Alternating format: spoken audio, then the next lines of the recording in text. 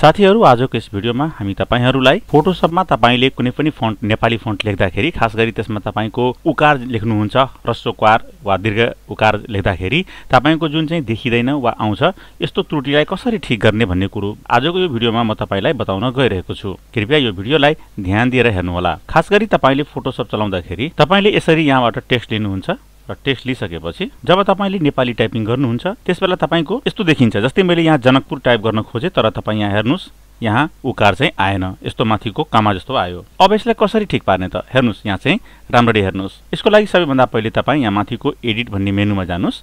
त्यहाँ गइसकेपछि तल आउनुस् र यहाँ तपाई प्रिफरेन्समा जानुस्। प्रिफरेन्समा गइसकेपछि यहाँ आएर जेनरलमा जानुस्। जेनरलमा जाने बित्तिकै यो डायलग बक्स खुलेर आउँछ र तपाई यसमा तल जानुस्। तल जाने बित्तिकै तपाई यहाँ हेर्न सक्नुहुनेछ टाइप भनेर आउँछ। यो टाइपमा जानुस्।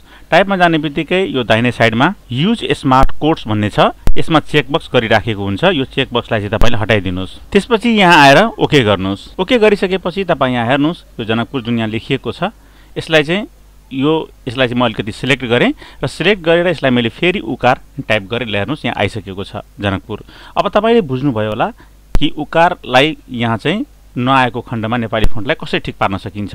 म तपाईलाई अर्को पनि केही लेखेर यहाँ देखाउन गइरहेको छु। जस्तै मैले यहाँ रामपुर टाइप गरेँ। अब हेर्नुस्, अब टाइप गर्दाखेरि यहाँ चाहिँ मलाई केही पनि अप्ठ्यारो हुँदैन। उकारहरू स्पष्ट रूपमा यहाँ चाहिँ प्रष्ट रूपमा आइरहेको छ। त्यस्तै मैले यहाँ अर्को शब्द पञ्चधुरा पनि टाइप गरेँ र यसमा पनि तपाई हेर्न सक्नुहुनेछ।